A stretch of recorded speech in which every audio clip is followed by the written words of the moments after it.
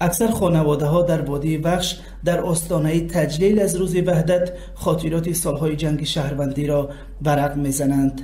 اگر قصه های اکثر ساکنان از نظر وحشانیت سالهای جنگ تا اندازه همسان باشد، باز هم هر نفر و هر خانواده قصه های ویژه خود را دارند که تمام عمر در خاطرات نقش می‌بندد.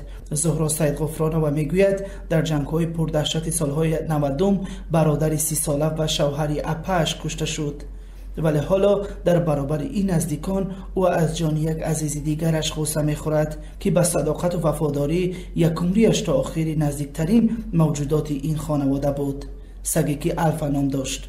تمامی تلاش های بی‌سر و سامانی ها، محرومیت ها و گریزیکی های این خانواده را تا افغانستان کشید. الفا مهربان بود و برابر ما گریه میکرد. سگمو دامی خونمو دادر مایمای دستیش آورده بود کلوم کرده بود. دامی خیرمن بوزی میکرده نه تخته همو دامی چومه پتوفتی در عریق میگوستی که سری گربگی بیاد بعد الفا میرفت بگیرم میآوردم قصد شروع بود. چه بود الفا نام داشت. در ماه سپتامبر 1992 الفا افچر که 3 ساله سیاه رنگی سیدغفرانوف ها خیلی چالاک و سرحرکت بود. با کودکان محلی بازی میکرد و شبانگاه پاسبانی خانواده بود.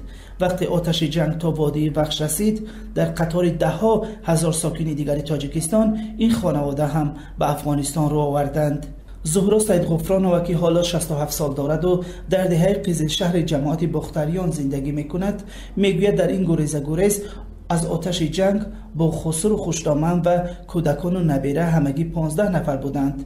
سگی برادرش عبدالرحیم هم تا منطقه قردوم واقع در سرحد تاجیکستان و افغانستان با آنها رفت.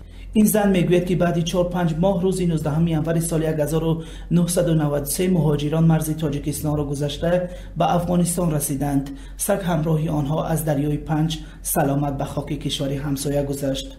در این روز عبدالرحیم قرار کرد که به افغانستان نرود و گشته به منزلشان به باختر برگشت. الفا میوید و برمیستد چنون گریه میکند علمی خلق هم حیرون شدند.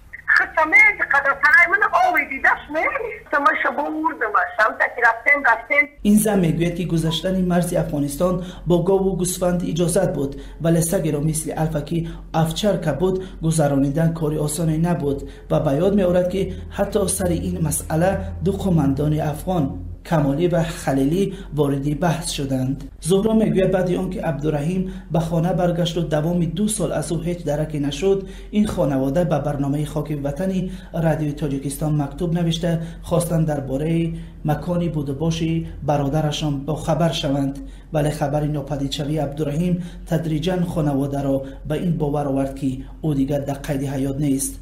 خانم زهرا میگوید هر وقتی که عبدالرحیم را یاد کرده میگریستند، سگ هم با آنها همراه میشد. برای دادرم گریه میکردم، همه برای دادرم سگ میدیدن گریه میکردن و همون غمه که دادرم داشتن که مود به همون غم قوام مردن. با گفته خانم زهرا سگ را در یک تپه کنار اردوگاه پناهندگان به خاک سپردند.